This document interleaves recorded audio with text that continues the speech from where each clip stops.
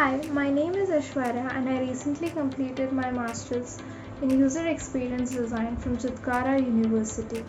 Currently, I'm working as a UX professional with Cosmet Technologies, which is based out of Hyderabad and it specializes in immersive reality solution. My journey so far as a student to a UX professional has been a roller coaster ride since we are the batch that was stuck with COVID. However, thanks to ImaginXP and their unabating effort to provide us with opportunity, I landed up with an internship in my third semester.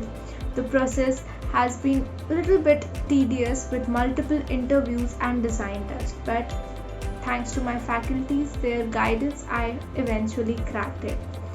On successful completion of my internship, the company liked my work and they decided to hire me as a full-time employee and they offered me a pre-placement.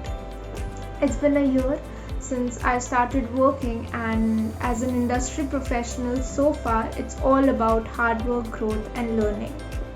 During my time at Chitkara University as a student, ImaginXP gave us a platform and opportunity by providing various workshops, cooperative collaborations and seminars that help us to understand the industry standards and what is expected out of us. And thanks to our faculties for guiding us with their counsel and mentorship to become a better professional.